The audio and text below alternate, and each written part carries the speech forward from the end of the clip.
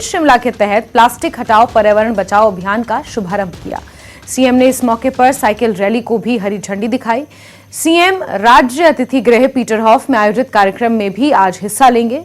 इस मौके पर प्लांट वेस्ट की बनी जैकेट को लॉन्च किया जाएगा। सीएम पर्यावरण संरक्षण में अहम योगदान करने वाले समाज सेवियों को सम्मानित भी करेंगे।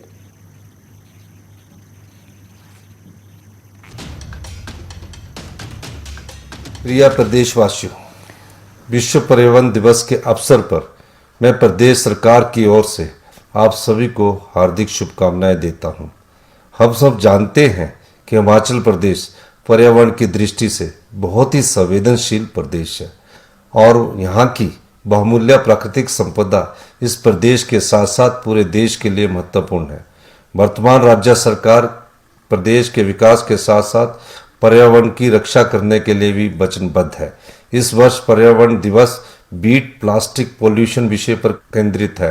मैं सभी से आह्वान करता हूं कि प्लास्टिक प्रदूषण को रोकने के लिए अपना बहुमूल्य योगदान दे। प्लास्टिक प्रदूषण न केवल प्रदेश की प्राकृतिक सुंदरता पर धब्बा है बल्कि हमारे स्वास्थ्य पर भी बुरा असर पड़ता है। केंद्र सरकार के माध्यम से चलाए जा रहे मिशन लाइफ अभियान में प्रदेश सरकार पूर्ण सहयोग कर रही है। मैं सभी प्रदेशवासियों से आग्रह करता हूं कि सिंगल यूज प्लास्टिक का प्रयोग ना करें और सरकार के प्रयासों में आप सभी भागीदार बने। जय हिंद, जय हिमाचल। और चलिए सीधे रुख करते हैं हमारे सहयोगी राजेंद्र का। इसी खबर पर ज्यादा जानकारियों के साथ सीधे हमसे जुड़ गए हैं। राजेंद्र, आज विश्व पर्यावरण दिवस है और इस बार की जो थीम है वो बीट प्लास्टिक पॉल्यूशन है।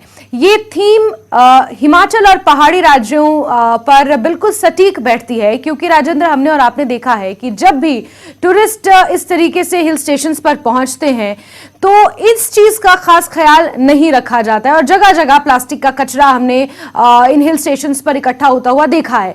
तो कहीं ना कहीं ये जो इस बार की विश्व पर्यावरण दिवस की जो थीम है वो इन राज्यों को समाहित करती है। और किस तरीके से आज कार्यक्रम रहने वाले हैं, कौन कौन उन कार्यक्रमों में शिरकत करेगा, मुख्यमंत्री किस तरीके से आज खासतौर पर पीटरहॉफ में जो शामिल हो रहे हैं वहां पर क्या तरीके से आज कार्यक्रम रखे गए हैं? राजेंद्र। जैस्मिन, बिल्कुल आज सुबह से ही पर्यावरण को लेकर पूरे दिन का जो शेड्यूल मुख्यमंत्री का अगर हम देखें तो इसी के ऊपर पर्यावरण दिवस के ऊपर आधारित कार्यक्रमों से ही है। आज सुबह ही मुख्यमंत्री ने अपने सरकारी निवास स्थान ओक ओवर से हरी झंडी दिखाई, एक साइकिल रैली को दिखाई और इसके अलावा अन्य कार्यक्रम भी आयोजित किए। कुल 3 प्रोग्राम आज मुख्यमंत्री ने सुबह अपने आवास स्थान से लॉन्च किए, हरी झंडी तीनों कार्यक्रमों को दिखाई। इसके बाद होटल पीटरहॉफ में एनवायरमेंट साइंस एंड टेक्नोलॉजी विभाग की तरफ से कार्यक्रम आयोजित किए जा रहे हैं। पिछले कल भी एक कार्यक्रम आयोजित किया गया जिसमें फिल्म अभिनेत्री दिया मर्जिया को बुलाया गया था। उनके अनुभव और एक्सपीरियंसेस को वहां पर शेयर किया गया। इसके अलावा डिपार्टमेंट की तरफ से भी लोगों को प्रोत्साहित किया गया, खासकर ऐसे लोग जो समाज सेवा के तहत एनवायरमेंट के सेक्टर में काम कर रहे हैं, पर्यावरण संरक्षण के क्षेत्र में काम कर रहे हैं। और आज भी जो कार्यक्रम पीटरहॉफ में रखा गया है उसमें भी पर्यावरण संरक्षण के विभिन्न क्षेत्रों में अलग अलग ब्रांचेज में जो लोगों का बेहतरीन योगदान रहा है, अहम योगदान रहा है, उनको मुख्यमंत्री आज सम्मानित भी करेंगे अलग अलग सेक्टर्स में। और इसके अलावा आज सुबह से ही पर्यावरण दिवस के ऊपर कार्यक्रम आयोजित किए जा रहे हैं और प्रदेश सरकार की तरफ से भी लगातार प्रोत्साहन दिया जा रहा है। एक दोबारा से पहले प्रदेश सरकार की तरफ से कार्यक्रम शुरू किया गया था जिसमें जो दूध के पैकेट होते हैं उनको इकट्ठा करने के लिए प्रोत्साहन दिया गया था और जो ऐसे 50 किलो, 100 किलो, 200 किलो जो दूध के खाली पैकेट इकट्ठे करते हैं उनको सरकार की तरफ से 1 लाख 2 लाख रुपए ऐसी प्रोत्साहन राशि भी दी जाएगी। खासकर जो कूड़ा एकत्रित कर्मचारी करते हैं उनके लिए ये प्रोत्साहन राशि विशेष तौर पर रखी गई है, लेकिन कोई भी इसमें पार्टिसिपेट कर सकता है। तो ऐसे में और इसके अलावा सिंगल यूज़ प्लास्टिक के फोकस के ऊपर प्रदेश सरकार ध्यान दे रही है और ख़ासकर फंक्शंस में हमने देखा है, कार्यक्रमों में जब प्लास्टिक की चीज़ें यूज़ होती हैं उसको रिड्यूस करने के लिए प्लेट्स जिनको ढूंढने और पत्तल की प्लेट्स कहते हैं, पत्तों की ये प्लेट्स होती हैं, तो उनकी मशीनें भी आज आवंटित आवंटित की जाएंगी और उसकी तरफ भी प्रदेश सरकार प्रोत्साहन की बात कर रही है। सब्सिडी लोगों को दी जाएगी, मशीनें तो आज फ्री मुख्यमंत्री की तरफ से बांटी जाएगी, निःशुल्क बांटी जाएंगी, लेकिन सब्सिडी भी प्रदेश सरकार की तरफ से साइंस एंड एनवायरनमेंट टेक्नोलॉजी पर्यावरण डिपार्टमेंट की तरफ से इसके ऊपर विशेष रखी गई है और फोकस किया जा रहा है कि अधिक से अधिक या रिसाइक्लेबल चीज़ों का यूज़ किया जाए या फिर जो ऐसी चीज़ें चाहे उनमें पत्ते हो या नेचुरल चीज़ें हो, जूट के बैग हमने देखे हैं जो प्रकृति में घुल मिल जाती हैं, सड़ जाती हैं या जिनका फिर अन्य चीज़ों में यूज़ किया जाता है, उनकी तरफ अधिक फोकस है।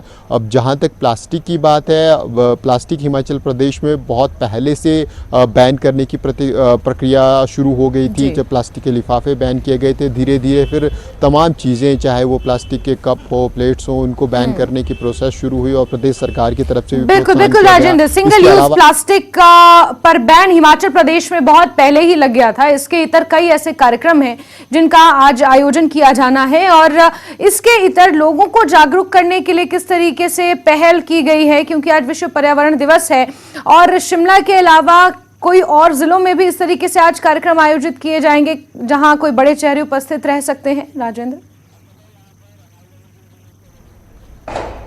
बिल्कुल जैस्मिन, जिला स्तर पर भी अनेक स्थानों पर कार्यक्रम आयोजित हैं और लोगों को जागरूक करने के लिए रैलियों का आयोजन किया गया। सुबह ही 2 रैली को, साइकिल रैली को और स्कूल की जो रैली थी उसको मुख्यमंत्री ने हरी झंडी दिखाई। इसके अलावा पब्लिक में मैसेज अधिक फ्लोट हो इसलिए फिल्म जगत की हस्ती दिया मिर्जा को यहाँ बुलाया गया है। उनसे भी अपील लगातार करवाई जा रही है। पिछले कल भी उन्होंने कार्यक्रम में पार्टिसिपेट किया, आज भी वो कार्यक्रम में पार्टिसिपेट करेंगी और एक मैसेज फ्लोट करने की कोशिश की जा रही है। और हमने देखा कि पिछले कुछ वर्षों से, जैसा आपने जिक्र किया कि जो टूरिस्ट डेस्टिनेशन है वहाँ पर जिस प्रकार से प्लास्टिक का कचरा एकत्रित हो रहा है, वो भी अब धीरे धीरे चुनौती हिमाचल प्रदेश में बनता जा रहा है। तो उसको लेकर भी सरकार की तरफ से कोशिश की जा रही है कि बैनर और होर्डिंग ऐसे टूरिस्ट डेस्टिनेशन के ऊपर लगाए जाएं या फिर कर्मचारी भी अगर जहां पे पॉसिबल हो सके वहां पर कुछ एक क्षेत्र है जहां जो जियोग्राफिकली थोड़ा लिमिटेड एरिया है वहां पर कर्मचारियों को भी